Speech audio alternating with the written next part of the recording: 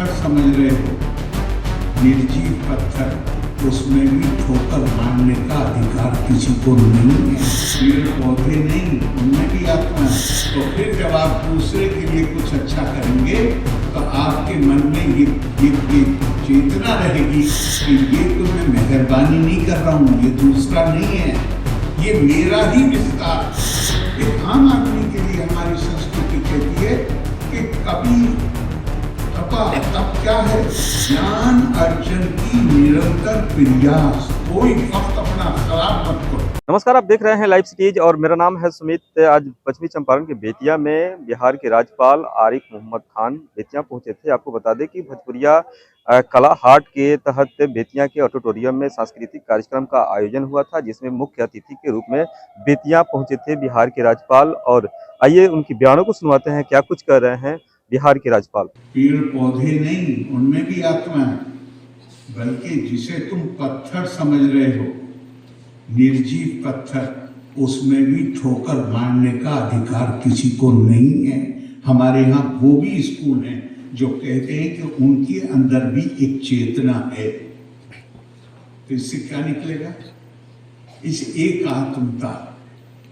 मैं आपसे कहता हूँ, आप दूसरों का ख्याल रखिए, दूसरों के प्रति करुणा का भाव रखिए, दूसरों के प्रति दया के भाव रखिए, तो ये एक अच्छे व्यवहार के लिए प्रेरित करना। लेकिन अगर आपको ये बताया जाए कि दूसरा कोई है ही नहीं, जो भी कुछ तुम्हें नजर आ रहा है वो तुम्हारी अपनी आत्मा का विस्तार है, वो तुम खुद हो, तो फिर जब आप दूसरे के लिए कुछ अच्छा करेंगे तो आपके मन में ये चेतना रहेगी कि ये कोई मैं मेहरबानी नहीं कर रहा हूं, ये दूसरा नहीं है, ये मेरा ही विस्तार। ये ज्ञान है, जो ज्ञान जिसके लिए भारत विशेष रूप से जाना जाता है। यज् ज्ञात्वा न पुना मोहम एवं यास्यसि पांडवा येना भूतानि अशेषेना दिरक्ष्यसि आत्मनि अथो मयि। भगवान कृष्ण अर्जुन से कहते हैं कि ये ज्ञान प्राप्त होने के बाद फिर कभी तुम मोह का, भ्रम का शिकार नहीं बनोगे। ये ज्ञान जब तुम्हें प्राप्त हो गया, उसके बाद तुम हर किसी को, येना भूतानि, हर किसी को, अशेषेना, अशेषेना विदाउट एक्सेप्शन को क्या कहेंगे साहब? कोई एक्सेप्शन नहीं उसमें, मतलब कोई बाहर छूटा ही हुआ नहीं, जो भी कोई है। अशेषेना दिरक्ष्यसि, देखोगे, आत्मनि, अपनी आत्मा का विस्तार देखोगे फिर तुम हर किसी को, और उसके बाद ये देखोगे कि अथो मई, और फिर ये देखोगे जैसे तुम्हें मैं तुम्हारे अंदर रहता हूं ऐसे ही उसके अंदर रहता हूं। ये भारत की संस्कृति के, अगर हम कहें, जो मूल सिद्धांत है वो कहां से गए। अब एक बार डॉक्टर राधा कृष्णन, हमारे पूर्व राष्ट्रपति, उन्होंने बड़ा सुंदर लिखा। उन्होंने कहा कि अंग्रेजी में जब ये ज्ञान की प्राप्ति हो जाती है, सत्य की अनुभूति हो जाती है, इस ज्ञान की अनुभूति हो जाती है, तो उसको अंग्रेजी में कहते हैं एनलाइटनमेंट।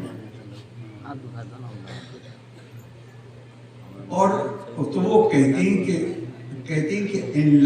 हमारे कितने लोग जाके तपस्या करते थे, तो वो काहे के लिए करते थे? वो इसी ज्ञान की प्राप्त, तपस्या कुछ और नहीं। एक गृहिणी घर में अपने परिवार के लिए जो खाना बना, जो लगी रहती है वो पूरे वक्त, वो उसकी तपस्या। एक विद्यार्थी ज्ञान प्राप्ति के लिए जो जितनी मेहनत करता है वो उसकी तपस्या। यही नहीं है कि हम जाके हमने दूसरे रंग के कपड़े पहन के और हम पेड़ के नीचे बैठ गए, नहीं। ये सब कुछ तपा स्वाध्याय निरतम, एक आम आदमी के लिए हमारी संस्कृति कहती है कि कभी तपा, तप क्या है? ज्ञान अर्जन की निरंतर प्रयास, कोई वक्त अपना खराब मत करो और हर दिन पिछले दिन से बेहतर होना चाहिए, यानी कि नए ज्ञान की प्राप्ति होनी चाहिए। तो यहां पहला क्या होगा? एकात्मता। हर कोई यस्तु सर्वाणि भूतानि, ये वो है, लाइनें हैं दो, एक उपनिषद से जो गुरुदेव रविंद्रनाथ टैगोर ने जब उनको नोबेल प्राइज मिला तो उन्होंने वहाँ पर कहा, मैं उस देश से आता हूँ, मैं उस संस्कृति का प्रतिनिधित्व करता हूँ जिसमें ये कहा गया है कि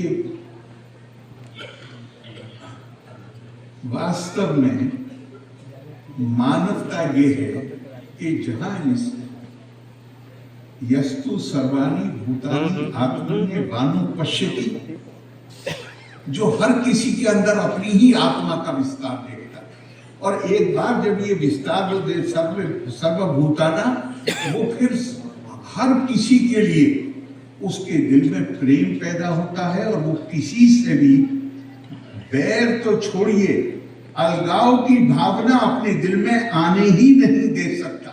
ऐसी खबरों के लिए बने रहिए हमारे साथ और देखते रहिए लाइव सिटीज।